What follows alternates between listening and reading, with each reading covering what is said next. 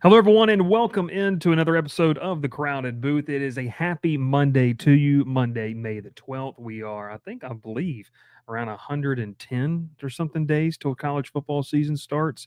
We're not far off. And with that is some more conversation for the off season. We're going to be taking our post spring look at some of the big list around college football here over the next couple of weeks. But tonight, a little talk about the SEC. What's happening inside that conference?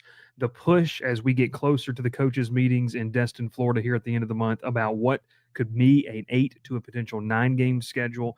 And then obviously, how does that affect the college football playoff as we're seeing some more teams kind of potentially enter the fray? 16 teams, in fact. We'll give our thoughts. I'm here. Will is here, and we'll catch you right here on the Crowded Booth. Pile in here and make yourself feel at home.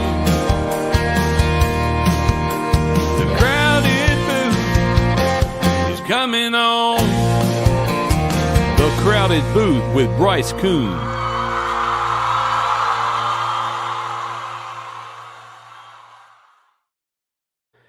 All right, we welcome you in here. My name is Bryce Coon alongside Will Manis. Make sure you hit that like button, subscribe to the channel on all those platforms that you're watching on as Will. It's been a minute.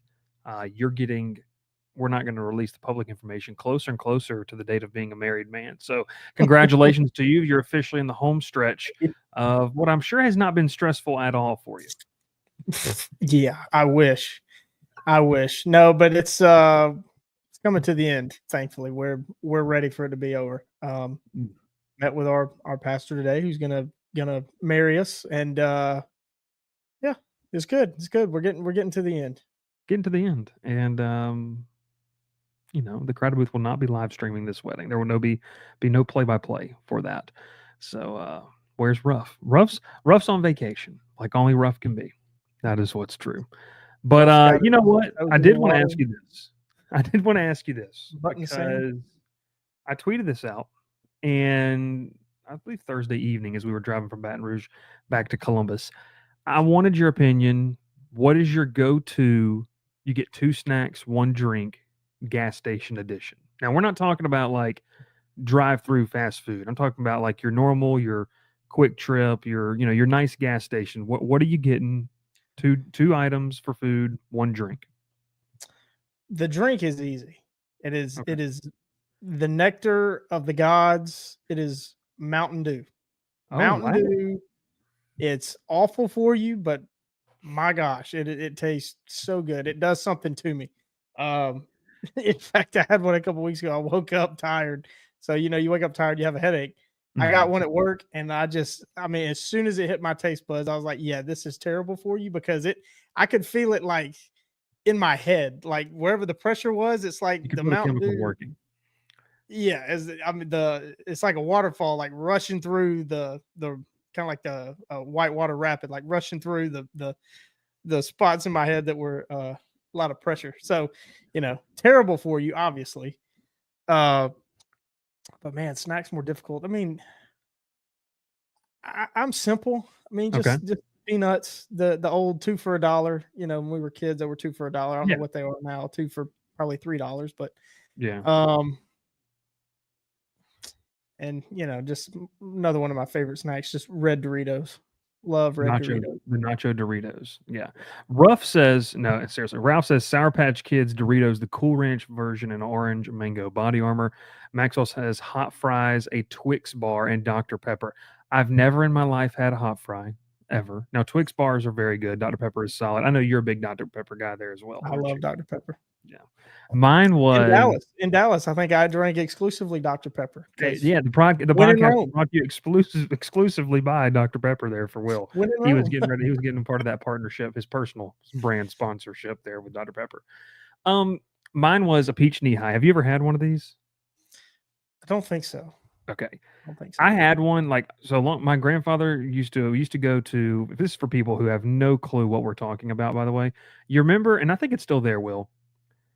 Do you remember where we in Waverly Hall, Georgia? Okay, you're heading out that way. You know that little tractor store that you know what I'm talking about? It's on the right. they used to have an RC Cola machine out there. So you could get RC Cola, you get grape knee high, you get like a couple different things. Well, I was like, hey, I'm gonna try peach knee high. That's what got me on peach knee high. Now I drink it exclusively. Only there's so much sugar in that I can't even rationalize anymore. But one time in college, we were in Chattanooga, and I walked into the depths of the dirty Noog, and it was not good. And where we went, it was bulletproof glass. I had to make an exchange for a 2 liter of peach knee high. But that's neither here nor there. So RC Cola. RC Cola is good. Slept on. And that's not just because my dad was a plant engineer in Columbus. Slept on. Yeah, Columbus based. Let people. Right. Coke is Columbus. Knee High, RC, all Columbus based. Yep, that's right. Not those yuppies up in Atlanta. Which will maybe one day. Andrew Scheibel says bold Chex Mix, teriyaki beef jerky, White Monster. Now I've never dabbled into the White Monster, but a lot of people. Well, I don't know if you saw the comments. Were very high on beef jerky. Beef jerky's great. I love beef jerky. I used to be big beef jerky guy. Not so much lately. Got to watch the sodium, but yeah, beef jerky's good. You into meat sticks? That's gonna get clipped. No. Yeah, that's apparently that's a thing. White Monster. If we don't get into that. Yeah, I plead the fifth on that one right there. Hey, college football's crazy. We already got some good questions in here that we're going to get to. Johnny Reed asked, how will this impact the college football playoff? We're going to talk about that on the back half of the show. First of all, wait a minute. Gavin's in here commenting, but he's nowhere to be found. What's happening? I don't know where he is. Seeds are the only gas station snack you need. I actually did pick up some seeds the other day. Ask Bryce, who loves beef sticks. Some people do. I'm not even going to say this for our now. Okay, honorable mention, hashtag not an ad, Publix popcorn chicken. Now, for those that don't know, okay, because I see AYS is in here, and AYS is a good friend of the show, Blake Ruffino. He has been to the beach. I don't know why I'm talking about his personal life like that, but he has been to the beach. Therefore, he has encountered in the Panhandle of Florida a Publix. He's not been to Galveston, I don't think. He ventures in the Florida Panhandle. That being said, you know what a Publix is, okay? So the last Publix on the stop from Columbus to Baton Rouge is the one and only Saraland, Alabama, the home of 17-year-old phenom Ryan Williams. It's the last stop, I believe. He's still 17. He will not turn 18. He will never be anything else other than that. Yesterday, I had a bad, really, really bad, by the way, brisket sandwich at Buc-ee's. Brutal. Just a really bad one, which you don't often get. There's a sliced brisket sandwich, was not good. So I was like, I'm starving. I went in. I was like, you know what? I just want to go. The section that has like the wings.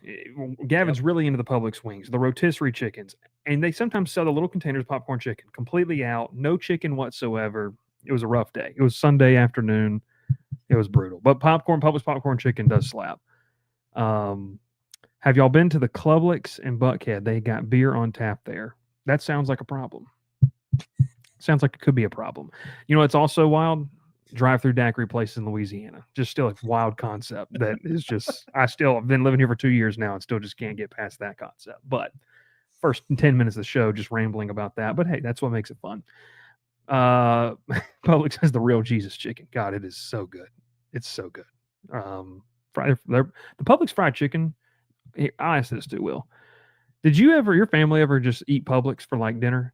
Like, y'all ever go get the fried chicken and then you get like the little deal with like 2 sides and like some Hawaiian rolls? Yes. Weekly, dude. We know this. You and I, we didn't grow up in a gated community like some other people we've had on the show. Yeah. Like Ruff. Yeah. It's fitting. His name's Ruff, but Shout out the lady at the Dallas Diner outside. I saw it off of SMU's campus that gave him that name. I don't remember what my name was. Andrew said, I used to work at Publix Deli, and fun fact, you can bring in any sauce into the store and they'll put it on the sub for free. Now, that is a major, major violation of health code, but that's also interesting. Does it have to be a sealed sauce? I don't know. Peter says Bojangles is elite. How do you feel about Bojangles? I enjoy Bojangles. As a Louisiana resident now, I will stand on business and say that there's a lot of places that try to do Cajun style food, The Cajun filet biscuit at Bojangles does pass the test. I will say that.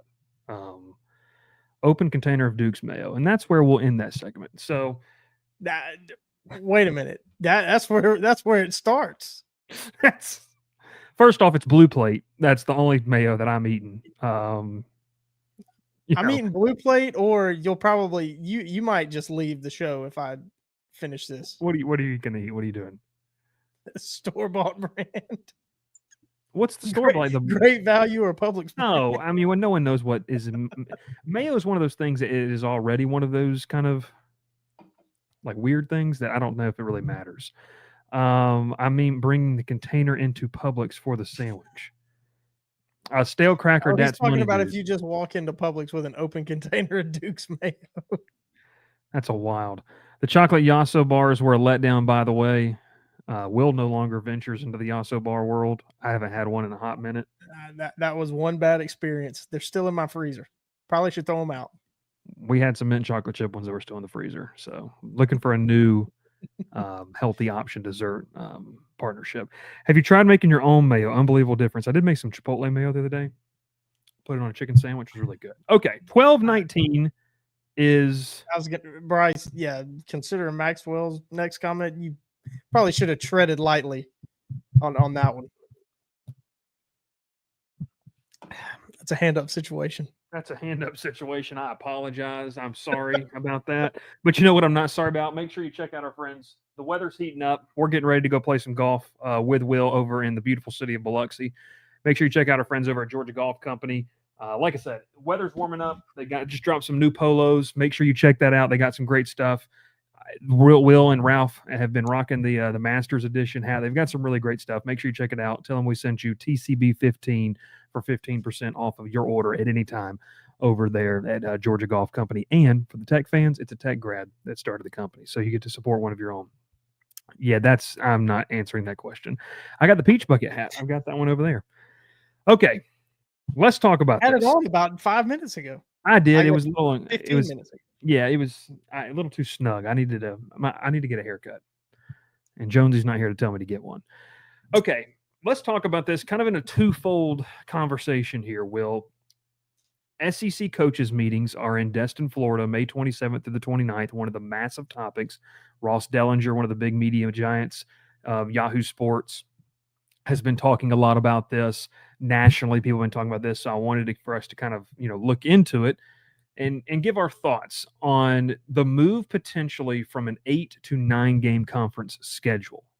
Obviously, one of the big things that you have to think about with this is the elimination of some of these games that are announced so far in advance, right? And I was having a conversation with someone today about a game that was scheduled today on LSU and SMU's schedule for 2028, 2029, talking about some of the ramifications of what that could look like. It seems to these people, these powers that be, some of the administrative side of things, Will, that handle a lot of these things, and we can tackle this first, and you can take it where you want to go with it. If we see the SEC move to a 9-game schedule, other conferences will follow in upping theirs because of essentially the scheduling factor of wanting to hold true to these Power 4 agreed contests. What does that mean? It probably signals the end of the FCS, FBS games. I will say, having been on the side of FCS games, this is a perfect example. And it's pretty, I guess, public because the school has let their own alumni base know this. Mercer has played very often Alabama and Auburn over the course of several 6 or 7 years now at this point.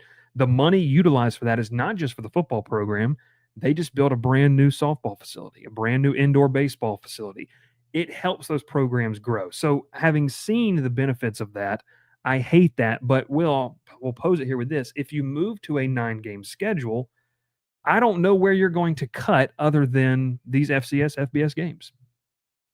Yeah, well, I think, first of all, starting from the fan perspective, I think going to 9 games is great. I mean, you're cutting out, and not just from the fan perspective, you got to think about it from ESPN's perspective. It's great because you're losing a lot of eyeballs on those. It's usually the second week of November, first or second, SEC. Yeah, for the SEC. When you have these bye games. So yeah, those bye games are probably going to go away.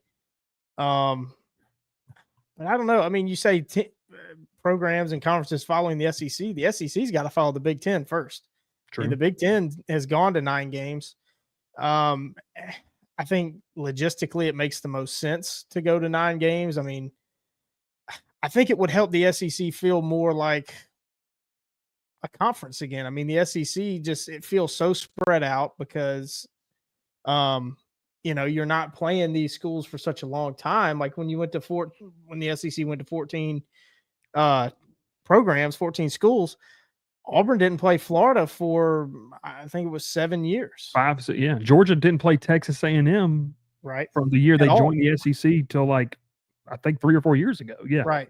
Yeah, so it didn't really feel like a conference. It hasn't really felt like a conference with the SEC with the decisions to just kick the can down the road on scheduling. It's like, well, we'll just play the same opponents again, which you look at Auburn's schedule, you wouldn't like because you're playing Vanderbilt now 3 years in a row, which makes no sense from Auburn's perspective and really from Vanderbilt's either. I mean, these are two, founding members of the SEC, but in the last up until now 20 years, once you got to 12 teams, it wasn't a big deal really. The Auburn Vanderbilt game was not really a big deal.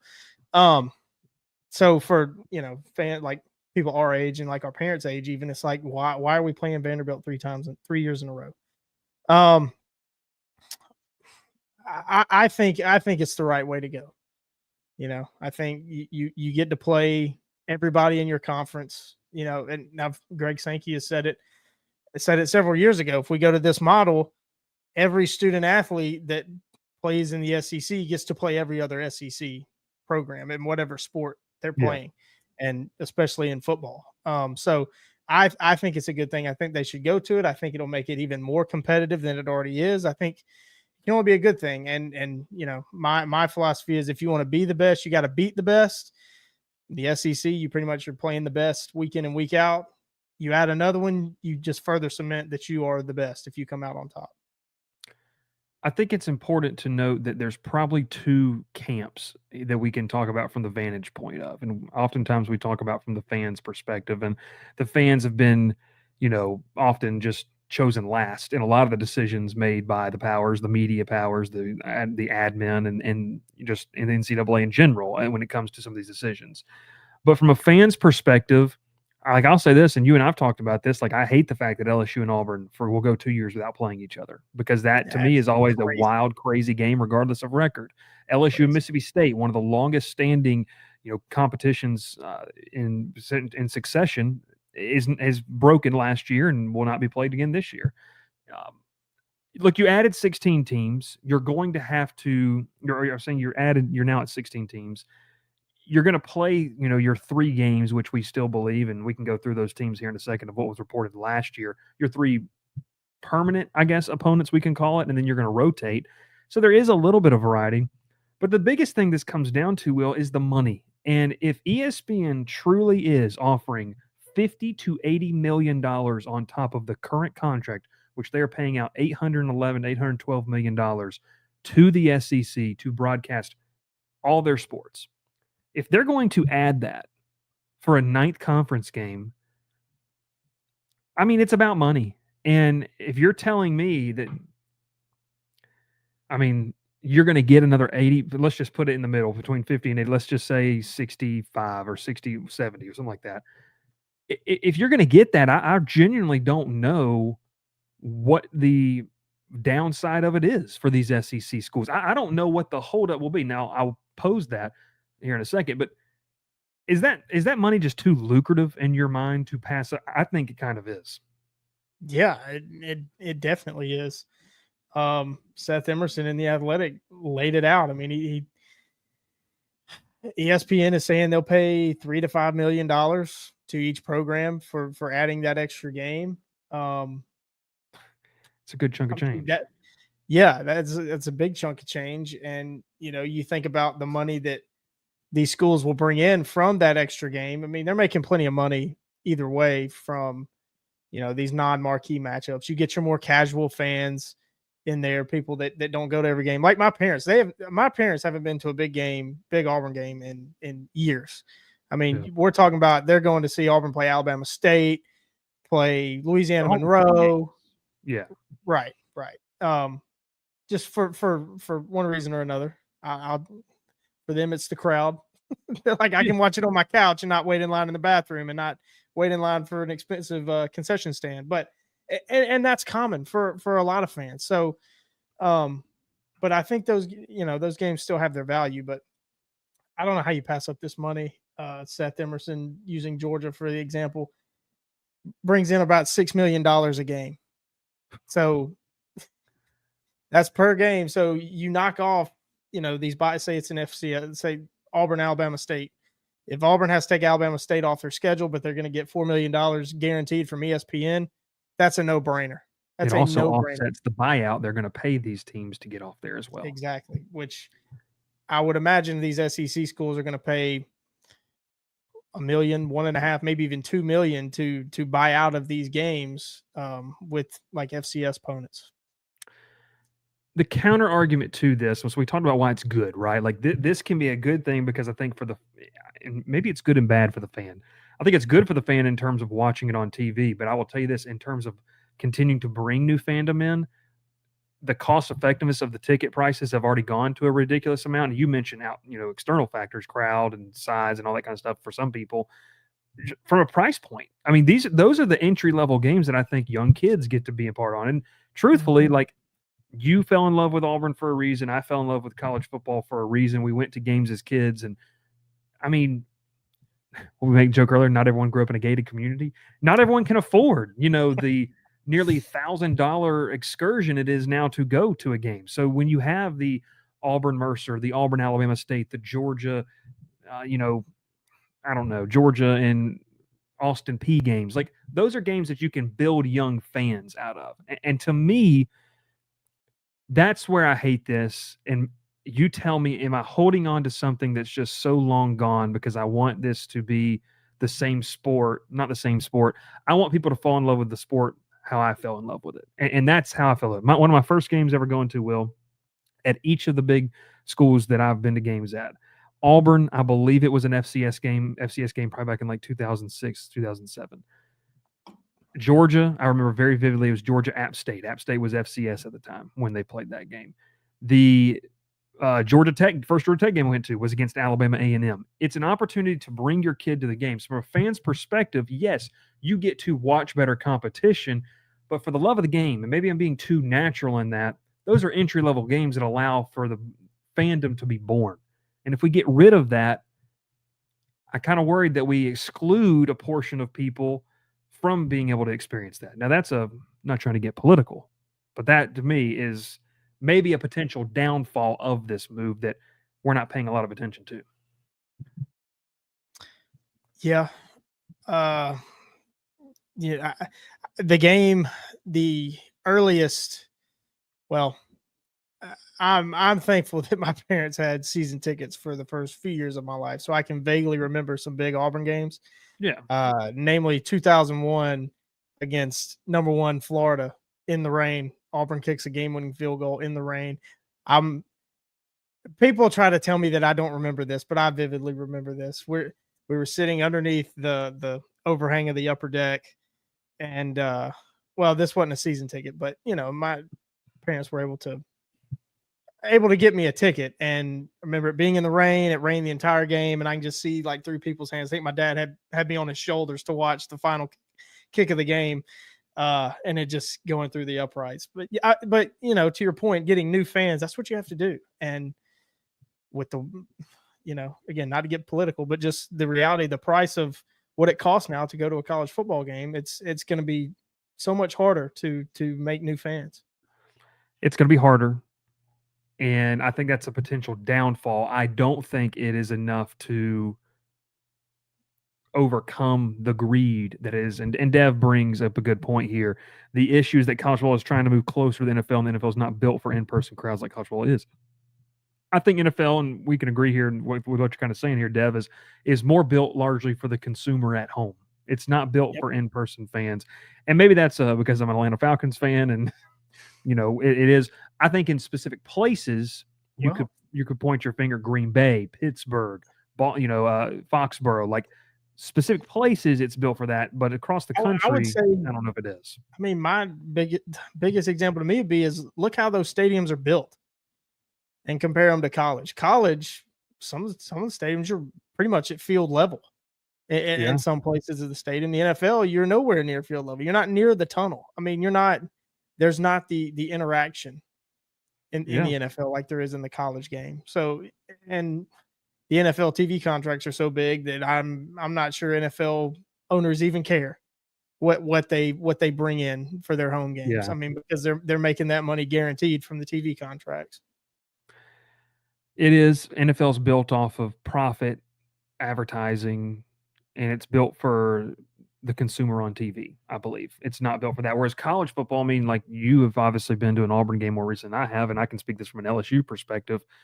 You have fans that if you want to pay a premium, you're essentially on the same level as the players that are on the sidelines. Yep. You're sitting right behind them, to where you don't have that in the NFL. So there's a sense of intimacy, I think, with college football that we all love, and why I strongly believe, and I think you do too, that this is the best sport that we have, and we want to try to hold on to the crucial pieces that we fell in love with, because we feel like it's so paramount for people to have that. Because if you lose that, then it just becomes kind of like Dev said, it becomes just not the same thing, and not the same thing in a good way. And I think it could hurt, maybe not immediately, but it could hurt in the future. Bryce loves getting intimate. All right, when it comes to football, it does. I wanted to get there is where he goes.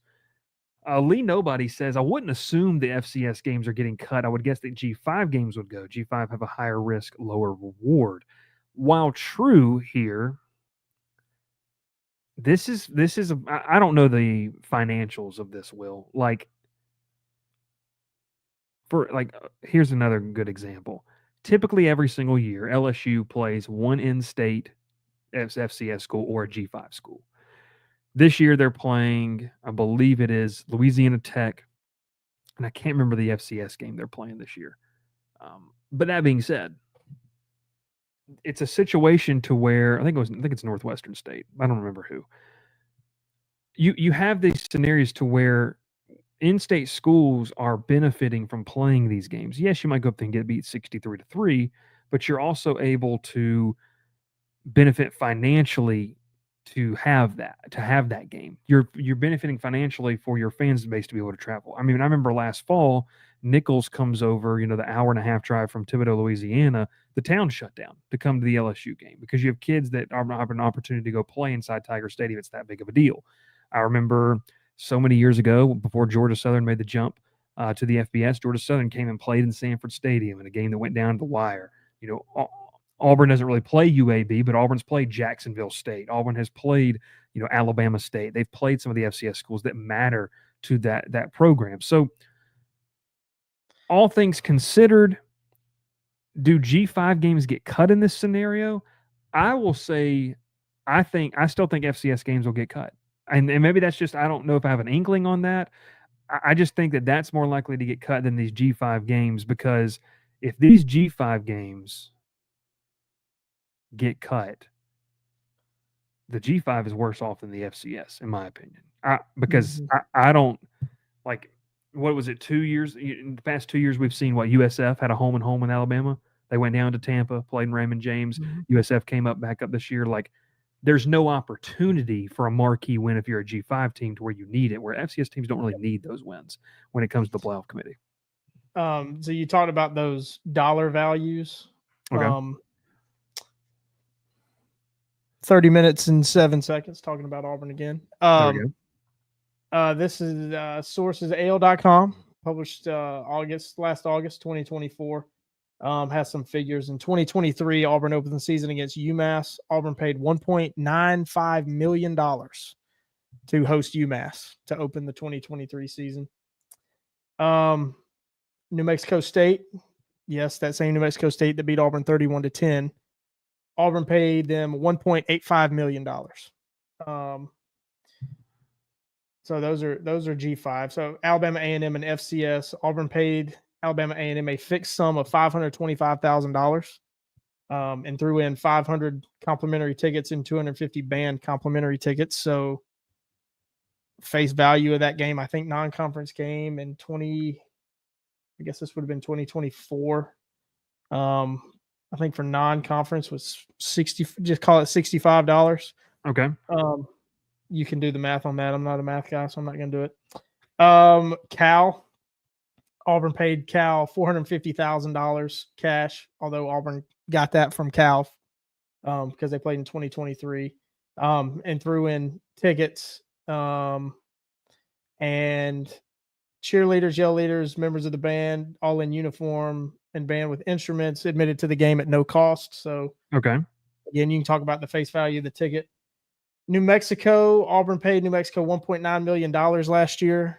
G5 and G5 Louisiana Monroe, Auburn paid $1.85 million for, and then threw in tickets. So, you talk about dollar values. Obviously, the G5 games cost more. Yeah. But again, I would say that the FCS games are easier to get rid of. Yeah. I think logistically, and I think a big reason why, using that Alabama A&M game as an example, think about the travel. I mean, Montgomery to Auburn, that's an hour. You leave that morning. If that, yeah. Yeah. So travel pays the travel cost. Basically, the home team is paying the travel costs and throwing in some money in there to get, like, Auburn paying Louisiana Monroe to come up and play. I'm going to be fact checked on this, but I want to say that your FCS pay games typically aren't too far from where you play. Like, I'm trying to remember, like Georgia Tech played VMI last year. That's a little bit of a haul, like going from Virginia down to Atlanta. But you mentioned Alabama State or Alabama A&M, either or you're playing that game. Teams typically, I know Tennessee has played UT Chattanooga a lot there as well. Auburn played Samford in the past 2 years, Yes. I believe, as well. Auburn played Mercer, right there. So they try to keep it within, I guess, I don't want to say driving distance, but they try to keep it making sense, I guess, in that sense. So, no, that is interesting there as well. So 9 conference games, good or bad. I want to paint this picture before we move on because it's a good segue into what could happen here with the playoff. And all of this kind of goes together. This is going to fundamentally change SEC championship weekend, by the way. Have you seen this play-in game stuff? Because I'll tell you, I'm actually loosely a fan of that. If we're going to move in the directions of 9 conference games and not play a conference, or not, and expand the playoff, which we're going to talk about here, and you're going to get into auto bids, play for those auto bids. Have the regular season mean something, and then have play-in games maybe that weekend. Maybe you have 1 versus 2, 3 versus 4 play on SEC championship weekend to determine those seedings. That to me is where you're going to go with that. Now, Dev says, I hate plans. You have the whole damn season to figure it out. Wholeheartedly agree, Dev. But here's the problem. They're ignoring that. They want to move to an auto bid opportunity. That to me makes sense. Like, I've said this one time, if you're going to rip the Band-Aid off and do this thing, let's play and have, conference championship Saturday. If you're an SEC and you have 4 auto bids, play for those 4 auto bids. Maybe the first seed gets a bye. I don't know, however you want to do it. And you play for that. You play for seeding, because if not, what the heck is the point of the conference title game? Why would teams want to play in it if it's going to hurt you? We already saw that this past year, right? Like, both teams, Georgia and Texas, got in. Like, did it really help one or the other? I don't necessarily know if it did. So it's already you've already rendered it useless. Let's make it mean something, and that Saturday is going to have to mean something. I don't know. Your thoughts on how it could shape and change conference championship? I mean, it would be cool to do a play-in, but I see no scenario where any coach is going to want to do that. None. I mean, no, that's fair. You talk about Georgia, Carson Beck goes down against Texas, and I mean, Gunnar Stockton played gutsy in the rest of the SEC title game, but it effectively ended Georgia's season. I mean, we may have picked Georgia to beat Notre Dame just probably based off brand value, but I mean, you go back and watch that game. I mean, it wasn't real competitive. I mean, to be honest, for a large part of that game, especially at least on the scoreboard in Georgia, being able to finish drives. I mean, I'm not saying competitive like every single play, because obviously Georgia could compete with Notre Dame. They just couldn't finish drives, and couldn't score, which is the difference in games. But there's no way. You think Lane Kiffin's going to play an extra game? There's no way. I wouldn't. I don't know what you do. Do you just now? This is something too. Do you just award the SEC to the team with the highest winning percentage or the team with the best record, and then just move on from there and go no conference title game and just say you have a regular season winner like we do in college basketball, and just don't have a tournament or don't have any type of conference title game? Now here's the problem: you're going to lose a lot of money if you do that. Yeah, but I think you have to. I mean, to keep everybody happy, I think you have to. But the problem is going to be you're going to have 2, maybe even 3 8-1 teams. I mean, we can look at the common opponents. Yeah. Just call it Tennessee, Georgia. Well, could we say Tennessee, Georgia, and Alabama? Well, yeah, because Georgia won't play Tennessee or Alabama. So theoretically, all those teams could go 8-1 because they won't all play each other. Yeah. And then you have a 3-way tie for first, and then you're talking about point differential or points scored or whatever. And then, but it'd be great for radio. It'd be great for us because we could debate who's really the best team in the SEC. Yeah, and you wouldn't have a way to determine that, truthfully, I guess, because I don't know. I think that messes with it as well, and it brings us in this whole point where I think Johnny Reed said there at the beginning, how will this impact the college football playoff? And that's kind of where we take this. It is the playoff implications of this, Will, is if you're going to do this, if you're going to move to 9 conference games, we already saw it. Greg Byrne, the athletic director at Alabama, issued a public statement last year, and Lane Kiffin, with a kind of a big social media push about this. South Carolina, not as much, but I think Shane Beamer did kind of come out I, for one, say, enjoyed Greg Burns' comments. I do think that, I think Shane Beamer did say something along the lines like, we beat the ACC champion. Like, that everyone kind of staked their claim to why they feel like should be in. If you move to non-conference games, will that see a watering down of your out-of-conference schedule because the SEC feels like, and oh gosh, here we go, for the most part, is the toughest conference to play in, week in, week out in college football? Will they say, you know what, we're not going to play these big games because we think if we're going to add a game to our schedule, why would we add another potential loss? Why would we do that? And now, Will, maybe we've put our foot in our mouth because you and I both said if you want to be the best, you got to beat the best. But in the argument of, for the SEC, they're looking at it like this, in my opinion. There's no guaranteed spots for us. So why would we make it harder on ourselves? Why would we beat ourselves up? That's I'm not saying that's my viewpoint. I believe that to be their viewpoint, the coaches and everything like that. So if that is truly the viewpoint, they are going to, and they're coming around to the idea, the Big Ten has already, of where, okay, we'll do it. Give us 4 guaranteed spots. So we can guarantee that we have 4 spots so that can flex. We are the harder conference. The strength of the conference is more. Regardless of how you feel, I think that's the viewpoint they're taking on. Yeah, I think so too. I mean, what good does it do to play an extra game? Right now, it does no good. But I think we're looking at this the wrong way. The college football playoff is the reason for this decision, not the other way around. And I think we're kind of looking at it as, well, how does this affect the college football playoff? No, it's already affected it.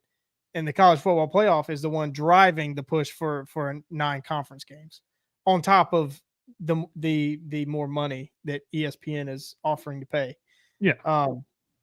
So this comes from the 12-team playoff. It comes from a potential 16-team playoff, which is what they're going to go to.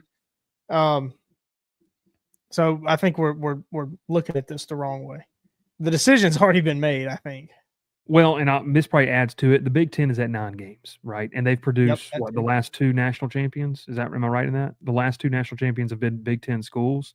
Mm-hmm. Now, here's the thing: the outliers. I tend to believe that the Big Ten is a very top-heavy conference in terms of who they really have that can contend for a title. But that doesn't negate they were able to do it with a 9-game conference schedule. Greg Sankey has publicly been for this, and I'm sure he's pushed that towards the schools that are reluctant to do that. Here's another aspect of this, Will. Nick Saban's not there anymore. And he was really kind of the guy that was banging the gavel saying, no, I don't want to do this. He's not there anymore. So there's a big hurdle, if you want to use that word, that Greg Sankey doesn't have to utilize. He's He definitely is still there. He's still there. I wanted to read this here as well. That the SEC is open, and under the most discussed proposal, multiple people have reported this. I want to get your thoughts on as we kind of talk about this. The Big Ten and the SEC would each get 4 guaranteed bids per year, which would then remove the risk. All right, Will. You're John Cohen. John Cohen has stepped down. They've appointed you, Will Mannis, as athletic director at Auburn. Now, I know there's a lot of decisions you're going to make right off the bat to your 20-day plan. We'll just make it a 5-day plan of what you're doing, cutting and slashing there. But they say, all right, they put on your desk. Who are Auburn's 3 guaranteed opponents, by the way? According to this report, answer this: Alabama, Georgia, Vanderbilt. Who's not on Auburn's schedule? Let's just LSU for the purpose of this. They say, all right, Will, you have to go to Baton Rouge this year, but we're going to guarantee you 4 spots in the college football playoff.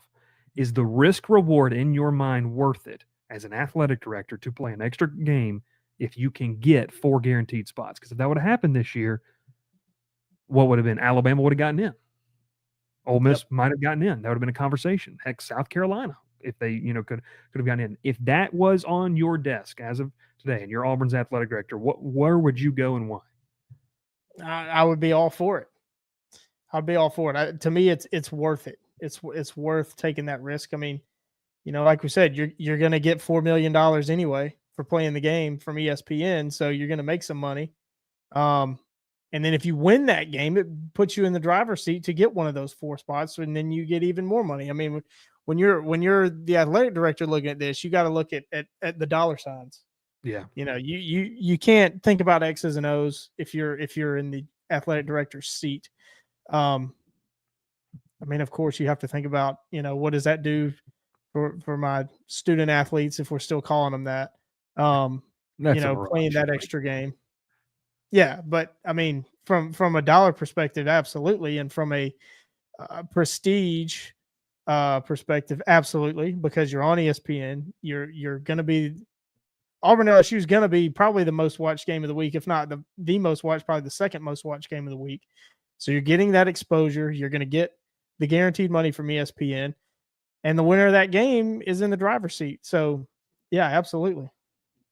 A couple comments here, and this is a good point. Sid Irish does say here, and shout out to the Notre Dame fan tuning into this show. Some years the conference won't have 4 teams. Well, here's the thing. They will by the default if they have 4 spots. Are they 4 teams worthy? But here's the thing with that. No matter how many more times you expand this thing, you're going to have the conversation. You've been saying this. Ralph's been saying this. I've been saying this.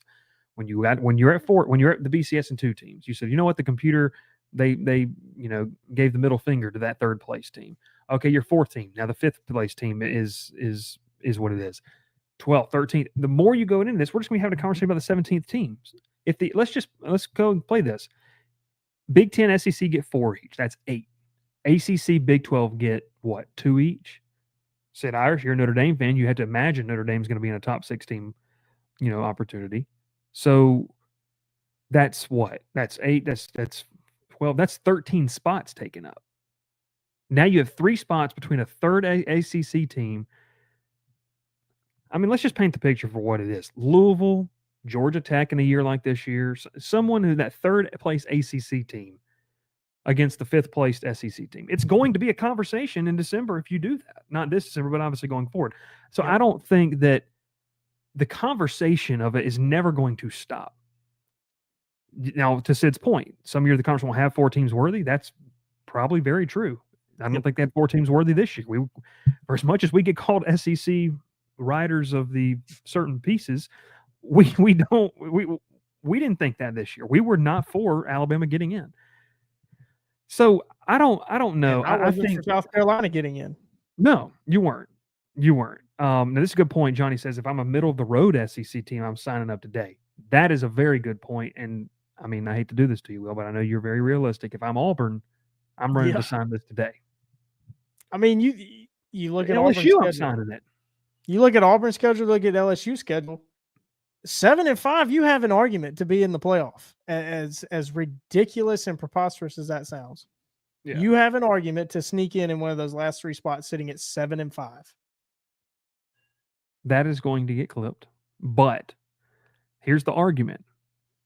Well, the 9-3, because people, regardless of how you feel about it, people are going to value, in some instances, an 8-4 SEC team over a 9-3 Big 12. They just will. They just will do that because they believe, and there are data points to suggest that those conferences are more difficult to navigate, which is why. Well, yeah. And think about who runs the playoff. ESPN. Well, can we What's get going to these get more daggum eyeballs? athletic directors off of the committee? Why is that's a whole nother topic? Is but yeah, is an 8-4 Auburn, an 8-4 LSU, an 8-4 Oklahoma going to get more eyeballs than a 9-3 Oklahoma State, Iowa State, Arizona? Arizona State would probably get in because it seems like everybody loves Arizona State anytime they're halfway but before good. this year they wouldn't have.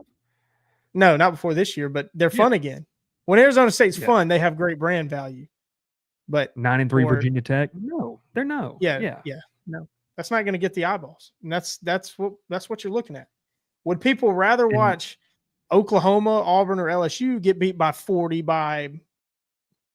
Probably hard to say Alabama. Say Ohio State because they wouldn't have the common opponent. Yeah, right. And you would theoretically not be as beat up as an SEC team coming out of the Big Ten. Would you rather see them stomp an SEC team or stomp the third ACC team or Big 12 team when, you look at it on paper and it's like, well, they should beat them by 25 or 30. Yeah. And once again, this is not us arguing the point for them. It's us explaining the perspective of what we tend to believe that they are going to. That's the argument. We're just painting that picture. I'm not sitting here saying that I want 17 SEC teams in a 16-team playoff. I don't want that. Sidar says, how did the SEC fare in this college football playoff last 2 years? I will say this too. I'm not going to hate on any team. If you make college, that's a whole nother threshold of getting over the hump. Does not mean the same thing it did 5 years ago. If you make the playoff and you can win it, like you make it, you get to keep your job because winning the playoff is very hard now. Very, very hard. Yep. Clayton says, just going to suck 4 years from now when there are only a few SEC versus ACC games until week 13. We just have to assume the SEC is still better. Well, this is also something, too. You have to watch the game. Like, you actually have to watch the game and understand the level of play. Don't read the box score. Don't just read the box score. About? This is a bad example. It's a cherry pick stat, but I'm going to do it because that just seems to be what clicks nowadays. Do you remember, and Will, you love it, Frank Beamer, what was it, 3-2? I think it was 3-3 going to overtime, or 0-0 going to overtime. 0-0 going to overtime. If you believe Forest and Notre Dame, or no, Virginia Tech. Sorry. If you believe that Virginia Tech, and I can't for the love of life, was it Virginia Tech, Virginia? Was it that game? I don't remember who it was. I think it was Virginia Tech, Wake Forest. Okay. If you believe that game in that low-scoring affair was the same level of competition as 9-6 Alabama LSU, if that's just what you look at because you're like, well, neither team scored, you have to look at something beyond the box score. You have to watch the game. You got to see the type of players that were drafted.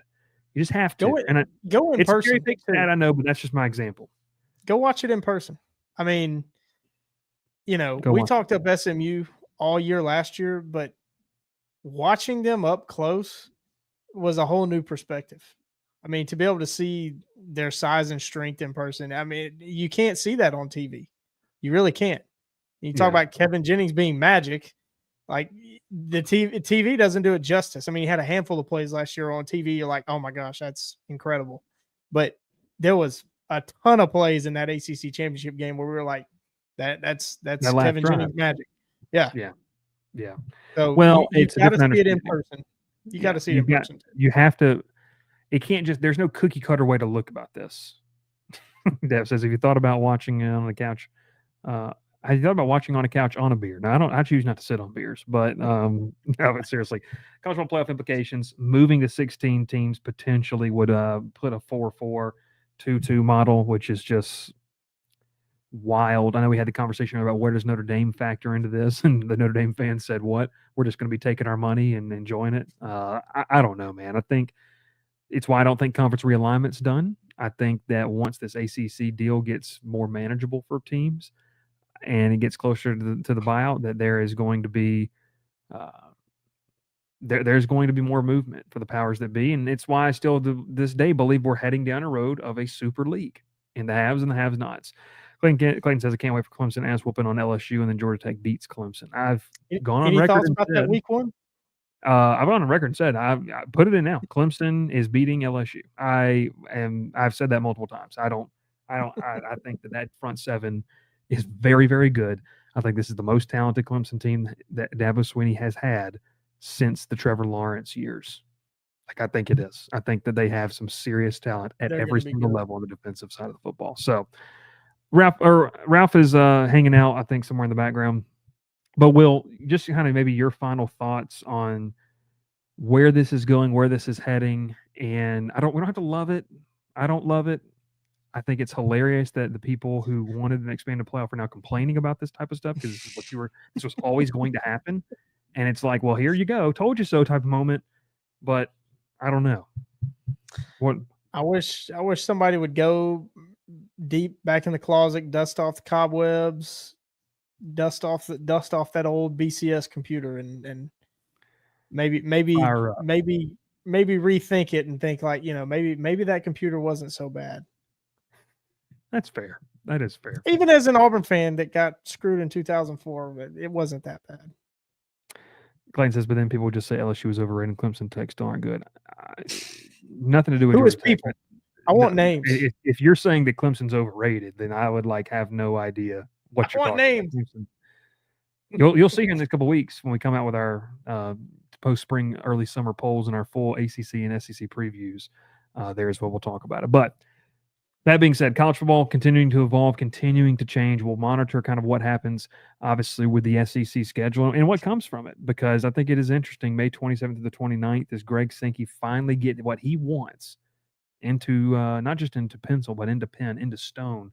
And we move forward into a 2026 season with a 16-team playoff and a 9-game conference schedule there as well. But it'll be interesting to monitor there too. What did you say Auburn's opponents were going to be? In this model, yeah, I guess the latest reported ones: Auburn, or Alabama, Georgia, Vanderbilt. I think Dave might be throwing Auburn a bone by throwing Vanderbilt in there. LSU would have Bama, Ole Miss, A&M. That's wild. I'd hate to not have Florida, to be honest with you, in that scenario, but it is what it is. We'll talk and continue to talk more about it. Georgia Tech fans, tune in tomorrow. I'm building the case. I'm building the case for why Georgia Tech could be a playoff team in 2025. If Georgia Tech is in Charlotte, we will be there. We might be in Charlotte regardless, but we'll see. And I'll be excited.